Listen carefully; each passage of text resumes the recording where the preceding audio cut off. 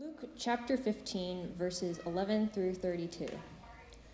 Jesus continued, "There was a man who had 2 sons. The younger one said to his father, 'Father, give me my share of the estate.' So he divided his property between them. Not long after that, the younger son got together all he had, set off for a distant country, and there squandered his wealth in wild living. After he had spent everything, there was a severe famine in that whole country, and he began to be in need. So he went and hired himself out to a citizen of that country, who sent him to his fields to feed pigs. He longed to fill his stomach with the pods that the pigs were eating, but no one gave him anything. When he came to his senses, he said, 'How many of my father's hired servants have food to spare, and here I am starving to death? I will set out and go back to my father and say to him, Father, I have sinned against heaven and against you. I am no longer worthy to be called your son. Make me like one of your hired servants.' So he got up and went to his father. But while he was still a long way off, his father saw him and was filled with compassion for him. He ran to his son, threw his arms around him, and kissed him. The son said to him, 'Father, I have sinned against heaven and against you. I am no longer worthy to be called your son.' But the father said to his servants, 'Quick, bring the best robe and put it on him. Put a ring on his finger and sandals on his feet.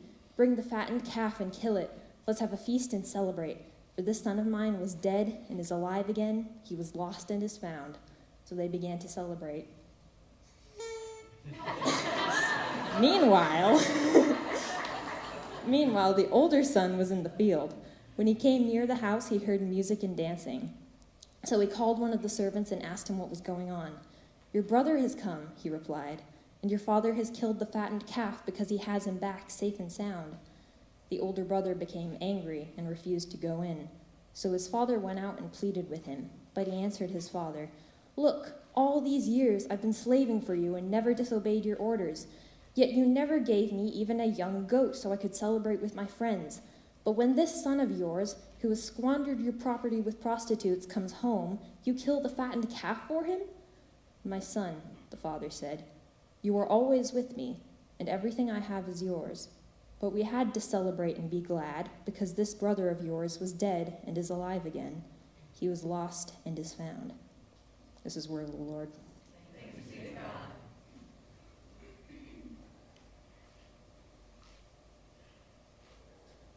No! No, I will not go in. No.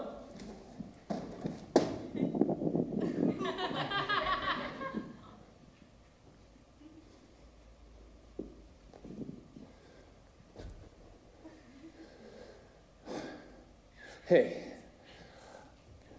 So you might be thinking, what happened to your lead pastor and who I am? I'm the other incredibly handsome Asian guy with a beautiful family in this church. And I just had this teeny tiny conversation with my dad.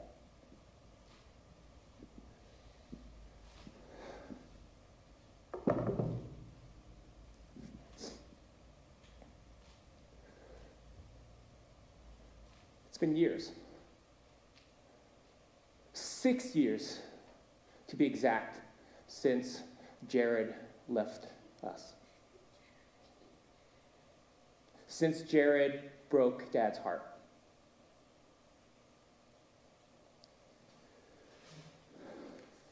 You know, Jared was always the one we thought would go, but not like this. I mean, Jared was the one who would always follow the merchants, pestering them for stories from the distant land, from the places where the waters stretched out forever.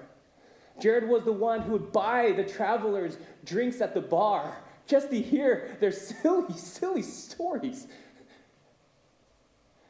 Jared was the one who would just lie down on the fields while we were supposed to take care of the goats, mind you.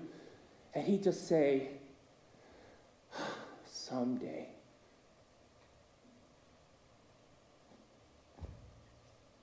Oh, me? No. No, I never did that. I'm the responsible one. I'm the one who would make sure that Jared knew that they were not supposed to talk to adults when you're kids.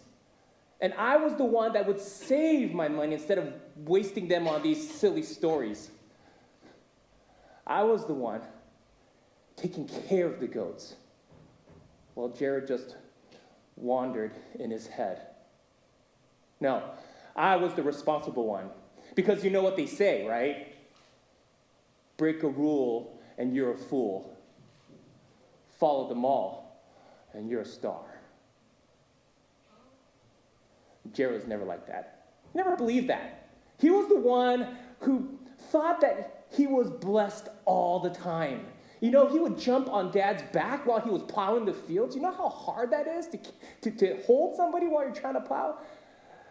And he was the one who would reach out during dinner and grab the drumstick before anybody else did, huh?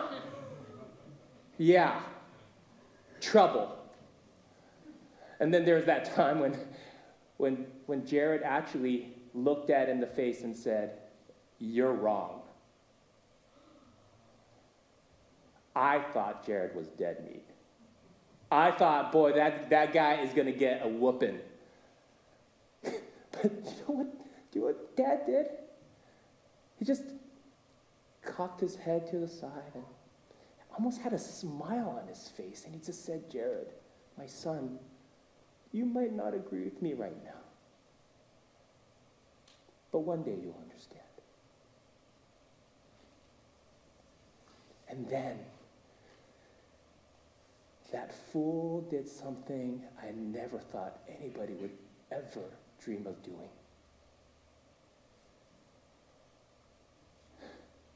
He looked Dad in his face, in his eyes, and then past him as though he was looking into a distant future that none of us could see. And he said, "I want my inheritance."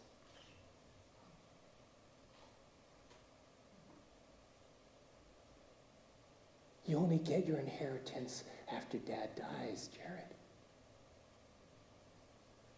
You are essentially saying, "I wish you were dead."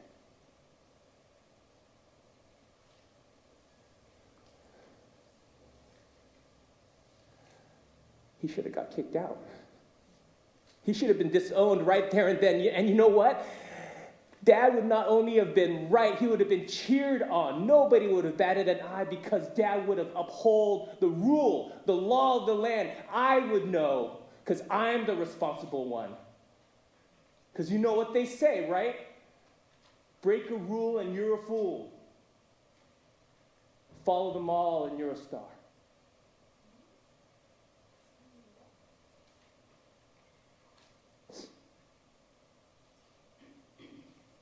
I can't believe he left us. He left Dad. He left the farm. He left the business. He left everything to do those things. He was the one who was always blessed, and he took the blessing with him. And he left us.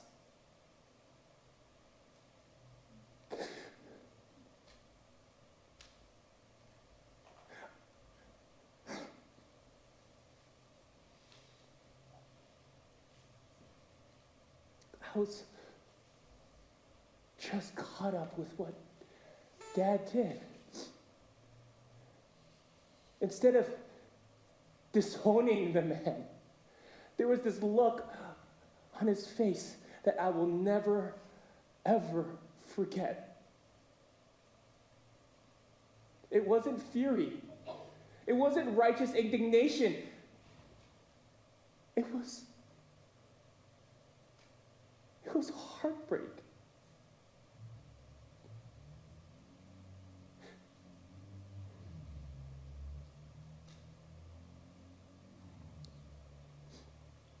I love Dad. I love him a lot. I was with him, actually. I was holding him while Jared packed up all the stuff and went out with his wealth and his newfound freedom.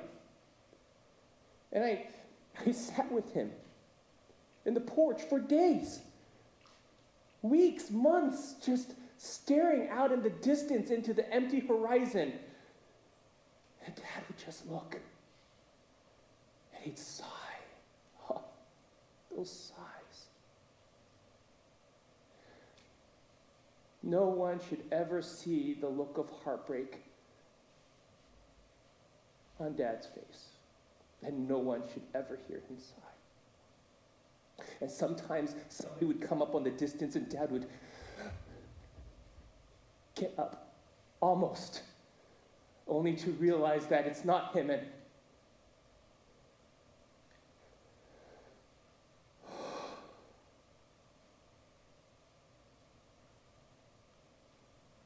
I hated those sighs.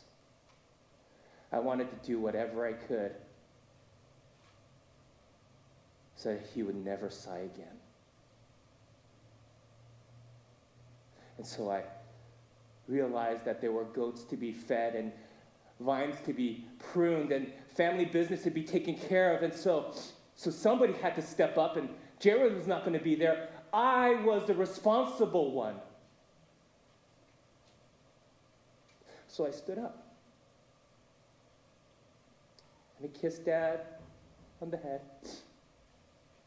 grabbed my stuff, and I went on to live my life as the responsible one.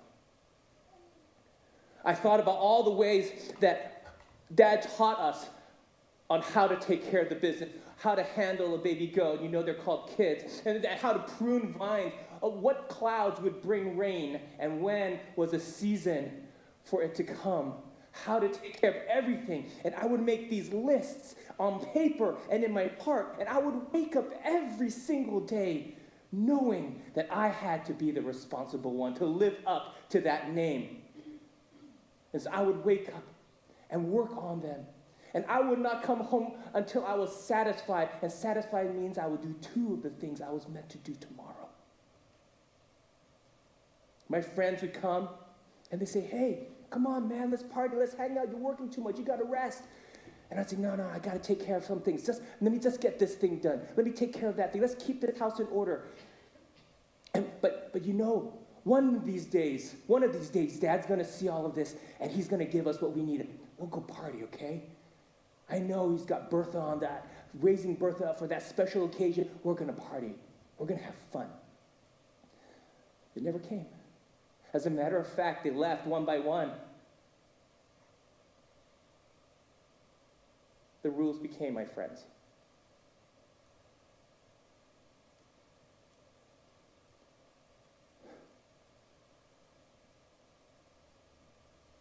I tried.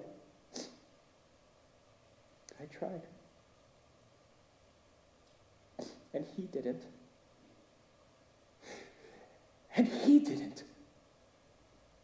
Doesn't he realize who's doing all the work? Doesn't he realize who's the one that's taking care of the business? Doesn't he realize that I get hurt too? No. He broke the rules. He broke the rules, and he let up his responsibilities, just like him. You know what they say, right? Bad fruit, bad tree.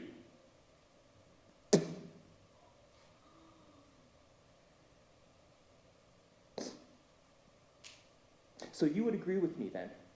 I'm sure you would agree with me. How, when I heard that something was happening, and that anger I felt, when I was coming back today, coming back from all my work, and I heard the music, and I said, I never got an invitation. What's happening? And then I see people, villagers, our neighbors streaming to our house. And then I smelled Bertha on the spit. And I thought, finally the old man has come to his senses. Finally he sees me for all I've done. Finally I will get the reward I deserve. But of course, I'm not just going to rush in and pretend I'm surprised or whatever. I needed to be sure of it all. So then I pulled Jimmy aside. You know, Jimmy the servant. I pulled Jimmy aside and I said, hey, man, what's going on over here?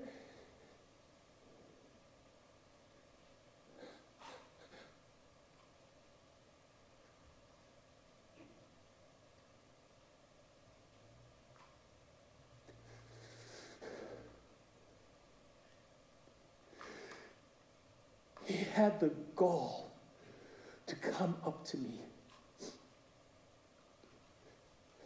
and tell me to go in to celebrate for that guy?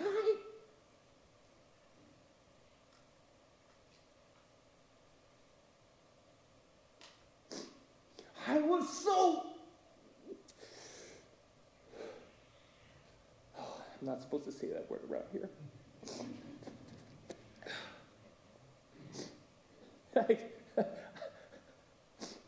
I let him have it. I finally told him what I thought. All these years of rule following, all these years of him making me his slave, I told him this, what the rules of life were, and this was not right. He broke every single one of them. He was damn fool.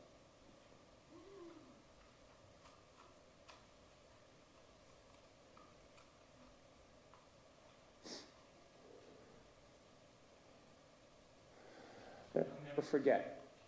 I can't get this out of my head. You know, his eyes. His eyes say everything.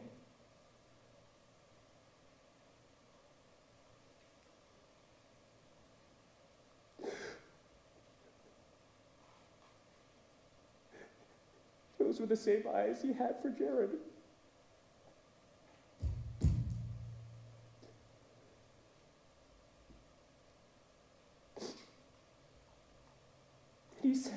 He said to me, the party's not the same without you.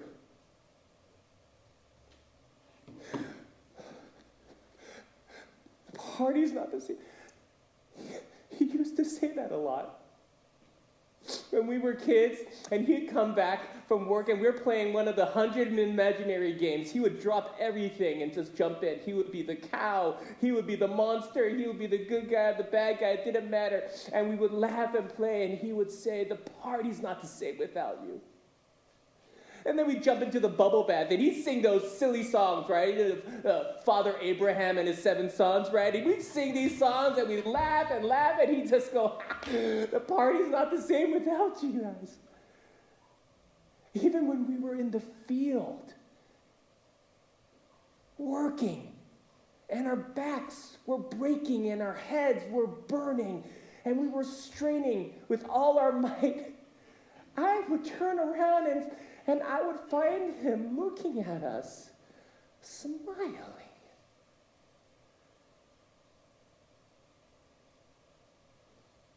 And he'd say, the party's not the same without you.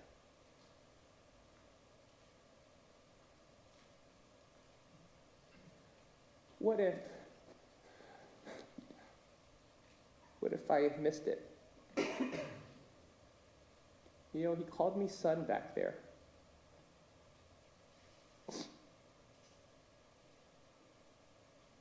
His son.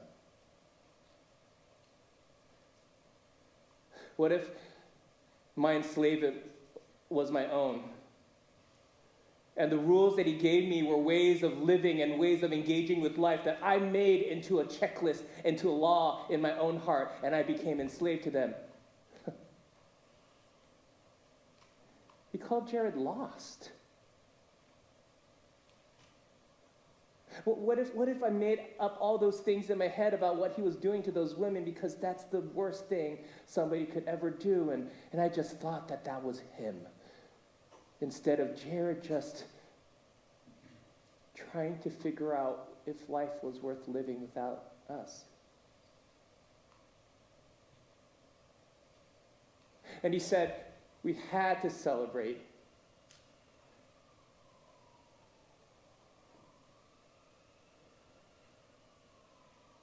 We had to celebrate. Well, what if the point of the party is not what I've done? What I've done right, and how much of it? What if it's because because Dad is just so stubborn when it comes to his love. And his love wants to bring all of us together. Because he would say,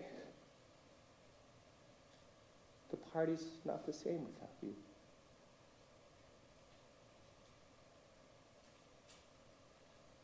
I mean, I guess I could have sat with him a little bit longer. I guess I could have sat with him and just listened to his sighs and sighed with him. Not try to fix whatever was causing it, as though I could do all of it. But what if I could have asked him what caused him his sighs? Maybe then I might be able to learn what makes him so happy. Why he would be so happy. I don't know what happened. Did you see what happened there? I missed it. I missed it. I don't know. I don't know. I worked too hard to make these rules. I've worked too hard to live up to these rules. I've worked so hard to make it all work. You know, I've worked too hard to go there. That's reckless. That's irresponsible. That's foolishness. Right? I don't know. I don't know who I'd be if I was no longer the responsible one.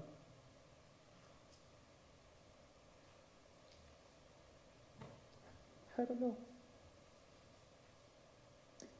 Because you know what they say, right? You know what they say, right?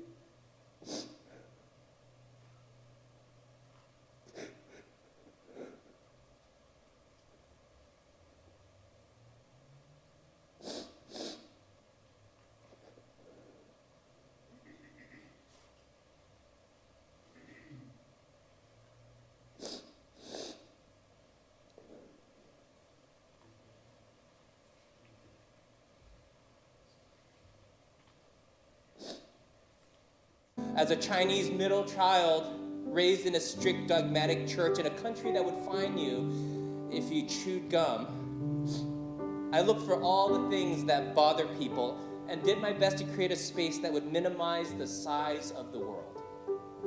Always envious of the people who lived freely, yet at the same time judged them for it. Do you do that? Because if you do, you're not alone. I am the worst of sinners. It's the worst feeling, though, in the world to be right and alone. I think that's a struggle that God had to go through. Romans 2 declared correctly that we've all sinned and fallen short of God's glory. No matter what we do right, we will still come short. And as a result, unable to be with God in full fellowship.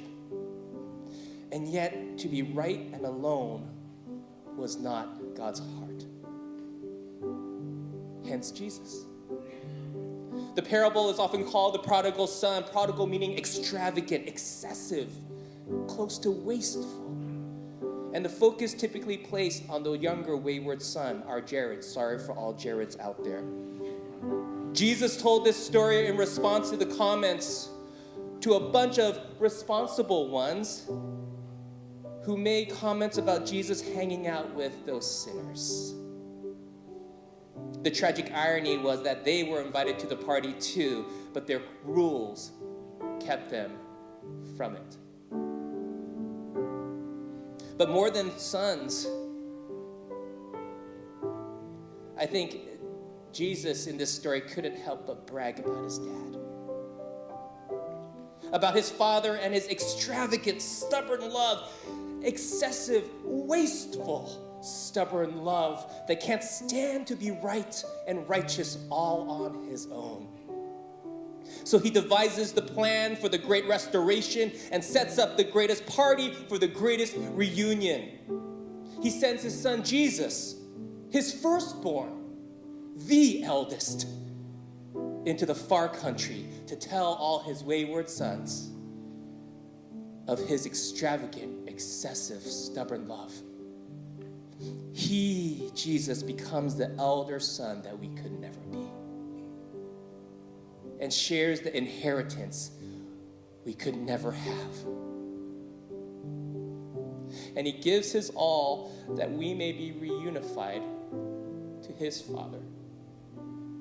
Jesus becomes the fatted calf, the sacrifice. Because you know what he says?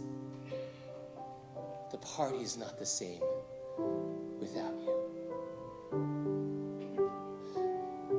Over the past 3 months, God has pressed into me to sigh with him. Not to rush and fix things that cause him to sigh because, one, I can't do it. But two, me leaving his side is one of the reasons that causes him to sigh. Instead, I have tried to every day sit with the Father in every moment, reading about the world and the news, listening to the pains and struggles of our community, discovering the broken systems in our world, and just stay by his side and hear him go. And I say, I hear you, Dad. Me too. And when I've done that, he sidles up closer to me and says, yeah, but this too shall end because of Jesus. When I've done that, stay close enough to side with God, I find that I'm close enough to hear him chuckle at the funny things that we do. And even gasp with delight when the world actually does something right. To see God dance. To be with God is to be with him in his sighs and his delights. What if, sisters and brothers, when we do these table talk discussions, when we gather, 2 or 3 are gathered around, Jesus is there dancing with us. That maybe in those moments when we pour out our hearts and we say, I don't agree with you, but I will worship next to you, God says yes. What if this is the greatest party ever thrown? Because we have one God who was stubborn enough to stay on the cross, to tell us of a stubborn old man that loves us so much that he will do whatever it takes. In sermons, a lot of times people want answers, but I find when I follow and read about Jesus, he answers a question with a question and he leaves us with more questions because the questions are the questions that we have to answer in our own hearts. So I want to ask and leave you with one question and one invitation. Have you created rules? Are there rules that you have created that separate you from others? And my invitation to you is, will you stay with the Father in every moment, sighing with him, and then delighting with him? Let's continue in our worship of a good, good